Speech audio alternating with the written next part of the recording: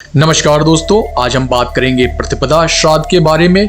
पितृपक्ष की शुरुआत प्रतिपदा से होती है। इस दिन उन पितरों का श्राद्ध किया जाता है जिनकी मृत्यु किसी भी महीने की प्रतिपदा तिथि को हुई है। क्या होता है प्रतिपदा श्राद्ध? भाद्रपद पूर्णिमा से पितृपक्ष की शुरुआत होती है।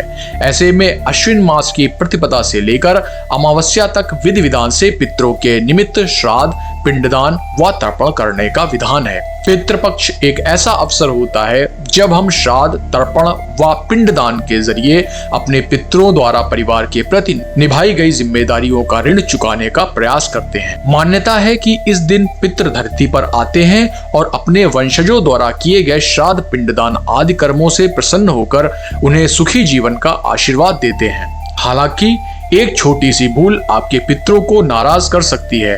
ऐसे में हमें यह ध्यान रखना बहुत जरूरी है कि पितृपक्ष के दौरान हम ऐसी कोई गलती ना करें जिससे हमारे पितृ हमसे नाराज हो जाएं। पितृपक्ष में क्या करें और क्या नहीं, आगे की वीडियो में जानेंगे।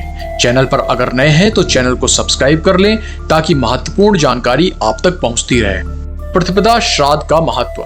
शास्त्रों में वर्णन मिलता है कि यदि पितरों की आत्मा प्रसन्न रहती है तो वो अपने वंशजों पर कोई भी विपत्ति नहीं आने देते और उन्हें सुखी जीवन जीने का आशीर्वाद देते हैं। वहीं यदि पितृ आपसे नाराज हो तो आपके जीवन में कई तरह के संकट आ सकते हैं। पितृपक्ष पितरों को समर्पित एक ऐसी अवधि होती है जिसमें उनकी आत्मा की शांति के लिए श्राद्ध, पिंडदान और तर्पण किया जाता है।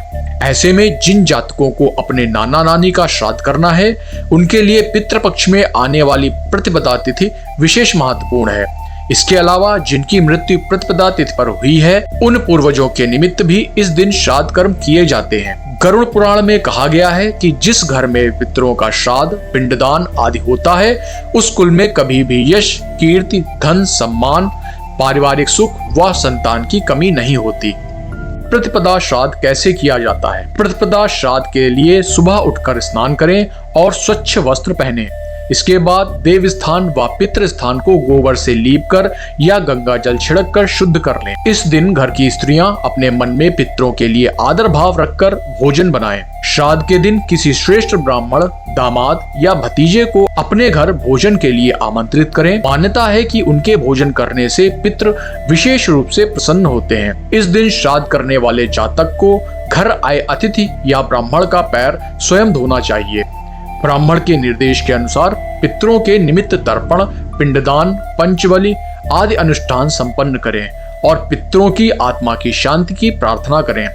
इस अवसर पर यदि ब्राह्मण स्वस्ति वाचन व वैदिक मंत्रों का जाप करते हैं तो पितरों की आत्मा को शांति मिलती है। अब ब्राह्मण या घर आए अतिथि को अपनी सामर्थ्य के अनुसार दान दक्षिणा देकर आदर पूर्वक विदा करें। शास्त्रों में पितृपक्ष के दौरान श्राद्धकर्ता को दिन में 3 बार स्नान और 1 बार भोजन करने का विधान बताया गया है। पितृपक्ष में क्या करना चाहिए? पितृपक्ष के दौरान पितरों के निमित्त कोई भी काम दक्षिण दिशा में मुख करके करने का विधान है। ऐसे में पितृपक्ष में हर दिन शाम को सरसों के तेल या घी का दीपक जलाएं। ध्यान रहे कि इस दीपक की लौ दक्षिण मुखी होनी चाहिए। गायत्री मंत्र शांति प्रदान करने वाला मंत्र बताया गया है। ऐसे में पितृपक्ष के दौरान भी इस मंत्र के जाप का विशेष महत्व है। मान्यता है कि जो जातक पितृपक्ष में गायत्री मंत्र का जाप करते हैं उनके पितरों की आत्मा को शांति मिलती है और उन्हें पितृदोष से छुटकारा मिलता है। पितृपक्ष में ब्राह्मणों को भोजन कराने का विशेष महत्व है। इसके अलावा आप जरूरतमंदों को भी भोजन कराकर उन्हें यथासंभव दान दक्षिणा दे सकते हैं। इससे भी आपके पितृ प्रसन्न होकर आपको आशीर्वाद देंगे। मृत्यु के बाद हमारे पितरों का जन्म किस योनि में हुआ है हमें इसकी जानकारी नहीं होती। इसलिए यम के प्रतीक माने जाने वाले जीवों जैसे गाय, कुत्ते, चींटियां और कौवे को भी पितृपक्ष में भोजन कराने का विधान है। बता दें कि गाय को वैतरणी पार करने वाली, कौवा को भविष्य वक्ता और कुत्ते को आने वाली चुनौतियों का संकेत देने वाला माना गया है। पितृपक्ष में श्रीमद् भगवत महापुराण व श्रीमद् भगवत गीता का पाठ करें। मान्यता है कि इससे भी हमारे पितरों की कृपा प्राप्त होती है।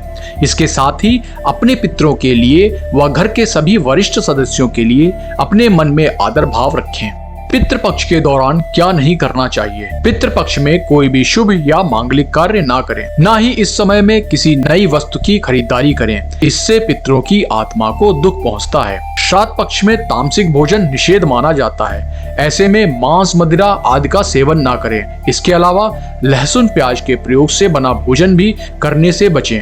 पितृपक्ष में श्राद्ध कर्म के लिए लोहे के बर्तन में भोजन ना बनाएं, बल्कि इस दौरान पीतल, तांबा या अन्य धातु के बर्तनों का प्रयोग उचित बताया गया है। मान्यताओं के अनुसार पितृपक्ष में दाढ़ी व बाल कटवाने से धन हानि होती है, इसलिए भूलकर भी इस अवधि में दाढ़ी बाल ना कटवाएं। पितृपक्ष के दौरान किसी पर क्रोध करने, झूठ बोलने, चोरी करने और जीव हत्या जैसे पाप कर्म करने से बचें, वरना पितृ आपसे नाराज हो सकते हैं और वे इस दौरान किए गए श्राद्ध तर्पण आदि को अस्वीकार कर सकते हैं। पितृपक्ष का यह समय हमें एक मौका देता है अपने पूर्वजों के प्रति अपना सम्मान प्रकट करने का और उनकी नाराजगी को दूर करने का। तो इस पितृपक्ष में अपने पितरों को सिर्फ याद ही ना करें, बल्कि उनके दिए गए संकेतों को भी समझें। तो इस प्रतिपदा को अपने पितरों को याद करें और उनकी आत्मा की शांति के लिए प्रार्थना करें। धन्यवाद।